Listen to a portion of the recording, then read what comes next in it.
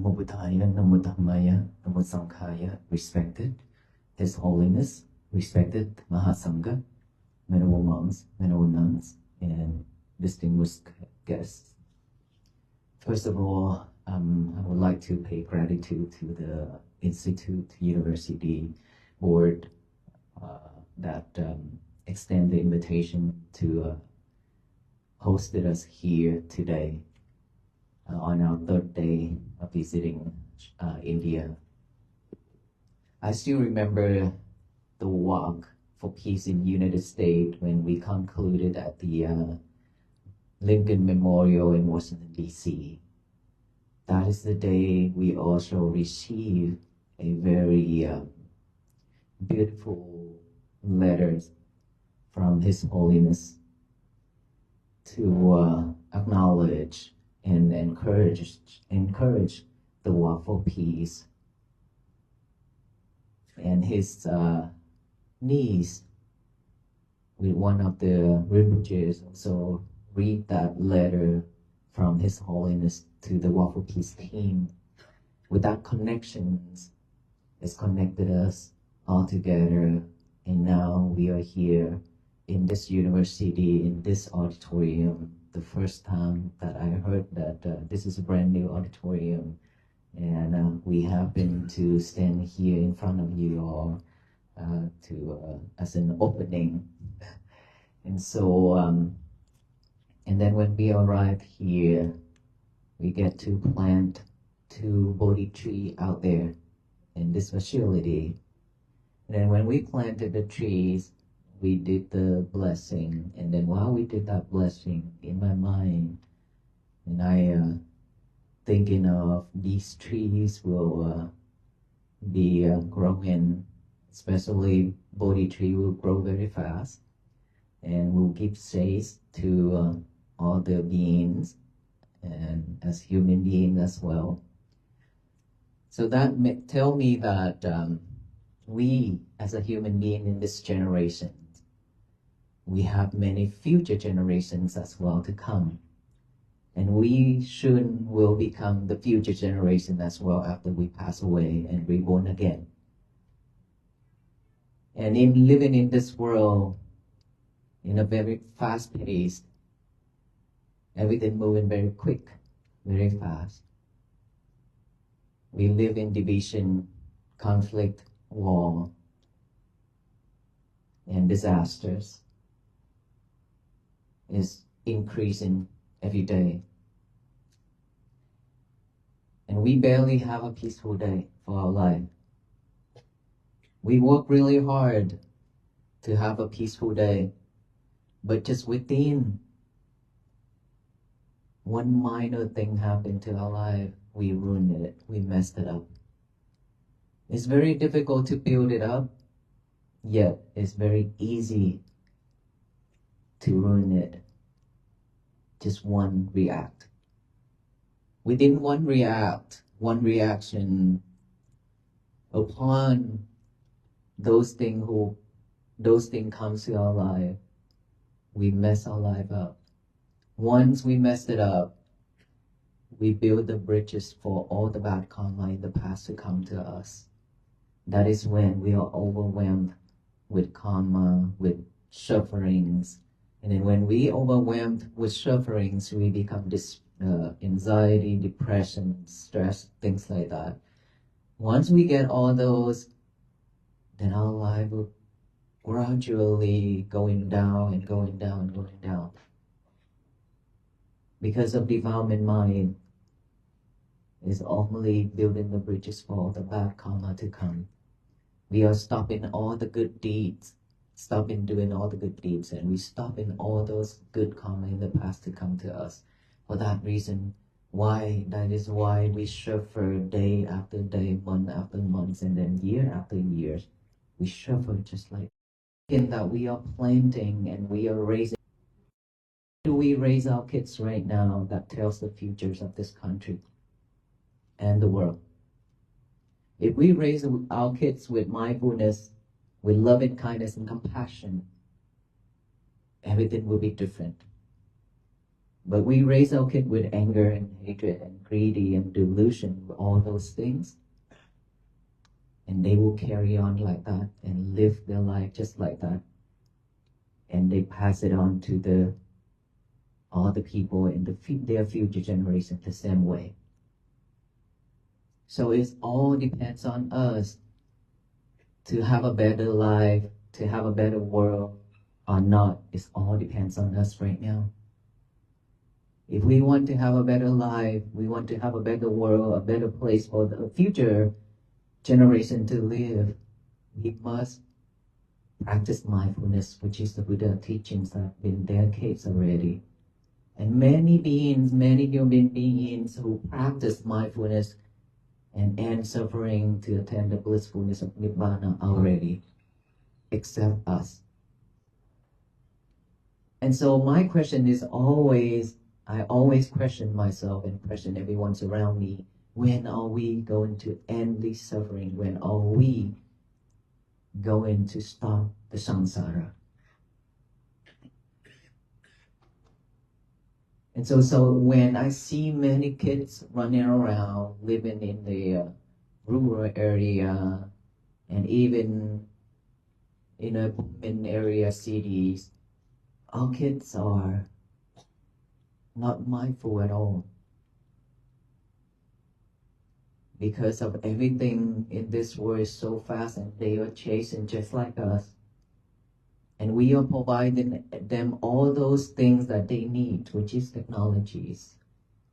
Especially in Western world, when they have the ability to provide it to their kids, a lot of materials and technologies. Not sure about India nowadays, but I'm pretty sure those booming places, kids nowadays, they live a very good life with technologies, with materials, but then again, they are losing their memory every single day. Why do they live in losing their memories? And us, we also losing our memories. I hope that we can see this is because we could remember a lot of things by heart back then. But we can ask ourselves right now how much thing that we can remember by heart, and how difficult it is for us to study and to learn by heart. And what's the reason behind all those?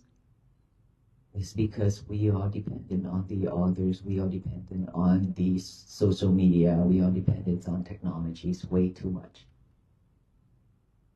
And we are teaching our kids the same way. That is what makes this world become so divided. Because we are living with technologies, talking with people elsewhere, but not the person in front of us, not the family members. And so the world, if moving like this, continue, I do see that the big major problem coming after. And so planting a tree just like raising the future generation. If we know how to raise them, the world will be better in the future. And that is one of our messages when we did the waffle piece. We also show people the real problem for the future generation as well. And so now I remember that back then when I lived in Vietnam, when we are children, we learn very quick. We see things and we remember it, and then when we grow up, we use all that. So exactly the same, if our kids see in us interact, talk, not mindfully, in not a good way, then that is what they're going to turn into. That is what they're going to become. So I hope that in order for us to have a better world in the future, we have to start from us. Practicing mindfulness, living with compassion and loving kindness. to create peace for our life, for ourselves, and our future generations. When those future generations grow up happily and peacefully and mindfully, they will definitely provide a larger, broader shade to all beings. Means they will create more peaceful society to their country, to the world. But if we are not giving them all that opportunity, they will also create something for the world, but then that is tearful. We can see there are so many kids out there, we don't know who they are, what they will become in the future, but we're pretty sure some of them will become something bigger, more powerful in the future to bring happiness to the world. Among all those kids, there will be some kids who will become somebody who will bring tears to the world. So it depends on us to build the new world, the future world, to give them that opportunity and lead them to the right direction, as the Buddha said. I have walked through this path. This path will take you to happiness and suffering, and this path will lead you to suffering. Whichever path that you walk on is your choice. And so, while planting that tree, I have that in my mind that reminds me again to talk in the United States about the future generations. So I hope that all of us in this room and online, we will start raising our kids, our future generation, with kindness, compassion, and show them mindfulness, show them the role model, because they are looking up to us. We will become their role model, and the role model have to be to live peacefully and happy. You become a very good education. You had a good education, and also you become an engineer, and you're working in Texas University. So my question is, how, what inspired you to become a monk, to renunciate all these things, and then what inspired you to start this walk for peace journey? Thank you. Thank you. My life becoming a monk is quite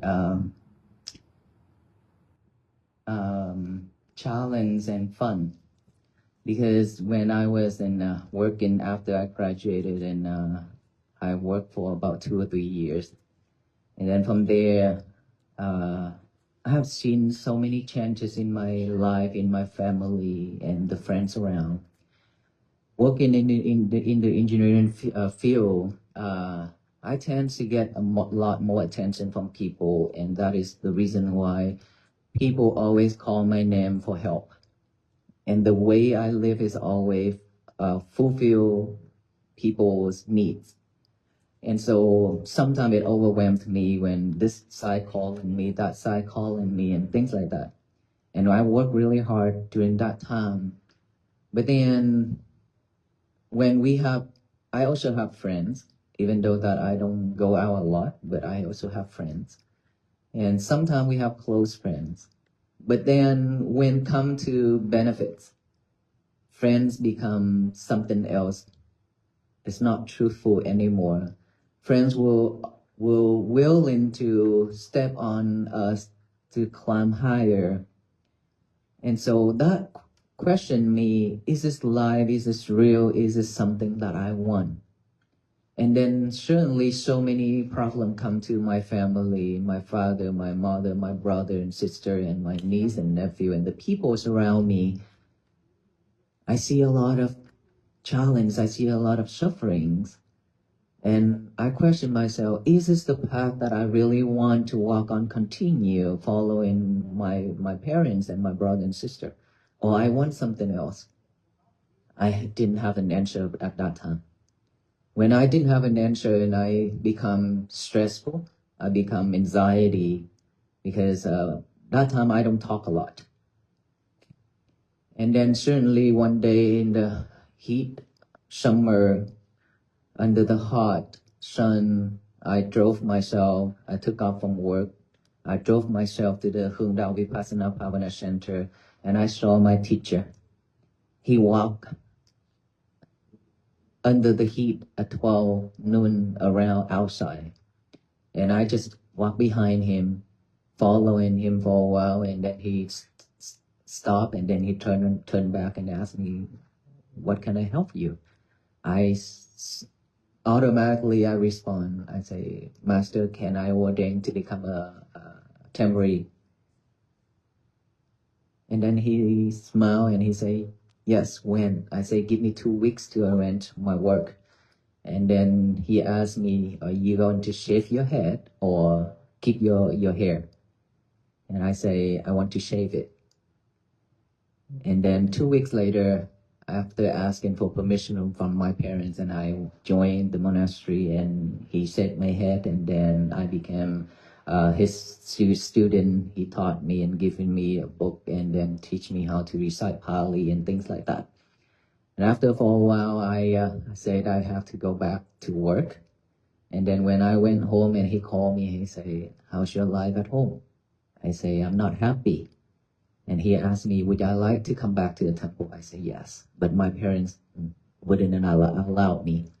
And so time after time, I asked my parents, they allow me to go back to the temple, stay there for a while. And then after that, I decided to become a monk because this is what I really want. I don't want to go back to the normal life anymore. I don't want to walk on that path.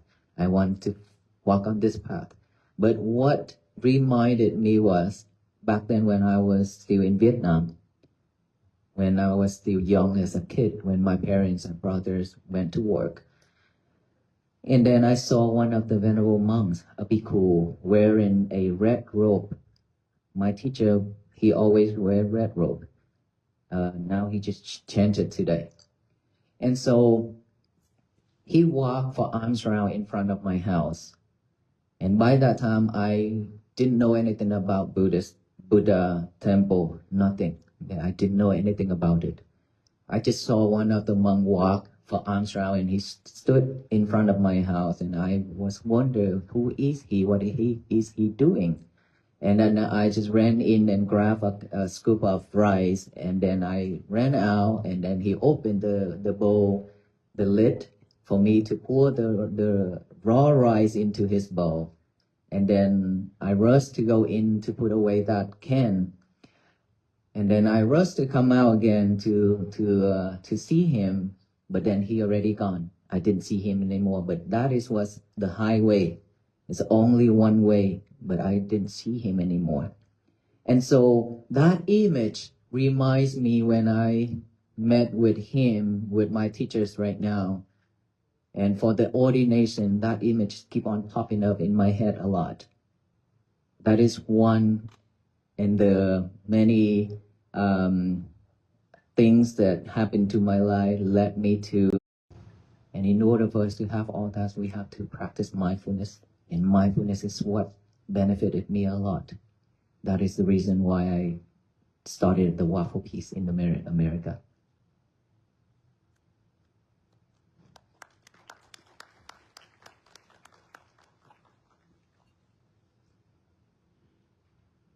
Venerable Annagara Thirusar, before I salute to you, I salute to your teacher first, as has been the tradition of the Oriental people, and that to the tradition of Lord Buddha and others. So, saluting the great teacher, Venerable Sri Ratna Thirusar, and you and your all the friends who have come in this delegation. My simple submission is not in the form of direct question, but it is a submission, and I would like to get your observation whether my submission is valid or not. But there is no any contradiction whatsoever you have submitted. The only thing is that we, the present generation, we have accepted that we are in the era of disruption. And His Holiness also directed this institute to organize an international conference on the topic disruption, values, human values in the age of disruption. Antithetical to disruption is certainly naturality or orderliness, natural orderliness. And all along the preceding millennium, the people who were wise or wiser or the wisest, they always strived for searching out the ways and means, philosophies and pedagogy of finding the peace. I am submitting through this paper, small paper. To me, this peace is an abbreviation of 5 letters. PEACE, practicing everlasting attainment of cosmic energy. And to attain that cosmic energy, we have to think along the nature to the extent of cosmos or flying. So the speed of the mind and the legs of the human being are so oriented and choiced by the intellectuals or the educated persons towards technology, the root of which is technique, but virtues are being ignored. Hence, as you have walked and your teacher and others have walked, and such people of like-minded people are also walking. Would you like to recommend that we should think about walking instead of flying in the space? Because flying in the space will not leave the space to walk. So, I just draw your attention, as you have very beautifully submitted. There is a very popular report, what you have just referred to tangentially. The report prepared by UNESCO has the exact title, Towards Reimagining Our Common Futures Together. And there is again a parallel term, Towards a New Social Contract. That's why, sir, you are the protagonist of recommending the philosophy of walking. And perhaps it is the most pertinent era when we have to at least discourage the galloping and space domination and indoctrination. Otherwise, human instinct. A lot of violent situations arising, battles, wars, either it's between Ukraine and Russia or Iran versus USA and Israel. So how do we see now the teachings of Buddha in this present scenario, the significance of the teachings of Buddha, the peace, not violence? Is it going to play any role in future also? So that is my point. I want to know your opinion on this, your stand on this. I don't think we can stop all this violence. I don't think we can end the conflicts and the war. It's happened back then, way back there, and then the world be able to live at peace for a while, and then it started to go back to that old days of fighting because of powers, because of materialities and all those things. So I don't think this world ever going to be completely without violence. But because of that reason, that is why we took on that walk for peace, to raise the awareness to the people who willing to stay silent, who are willing to pause for a moment and to stop. If they be able to pause and stop, look back within, they will find peace for themselves. Once they have peace for themselves, they will start to spread it out for their family members and friends and their neighbors. What it means is, when that amount of people already have peace, already practice to have peace, and they live with peace, means this world will eliminate a group of people who initially they could bring more harmful things to the world. Now they stop doing all that because they found something is more important than all that, which is peace. And they are practicing peace to get peace, to gain peace every day. And if we be able to pass out, to spread out just like that, that is why I share the message, say, every day in the morning, when we get up, if we let our mind wandering around, then it will automatically pick up all the trash to chew it over and over. What are the trashes? Trash means all those defilement minds, all those bad habits, old habits, all those unhappy things, undesirable things in life. It will pick up and think it over and over. Once the mind is picking up all those thoughts, and it will think over and over, that is when we are overwhelmed with unwholesome thoughts, and then we become depression, stress, and things like that. Instead of letting our mind be vacant, letting our mind picking up all those trash, we should do something. Give ourselves a chance to do something better, which is getting a pen and a paper out. Write down the statement, say, today is going to be my peaceful day. Just get a pen and a paper, write out, today is going to be my peaceful day. If you be able to focus while you writing that, the mind is thinking today, the hand is writing, the mind is thinking today is going to be my peaceful day, while pairing with our hand to write out that message. And then after we write that down, we read it using our eyes, pairing with our mind to read that statement, today is going to be my peaceful day, silently in our head. And then after that, we read it out loud. Today is going to be my peaceful day. To tell the universe that today is my peaceful day. Not tomorrow, not yesterday, but today.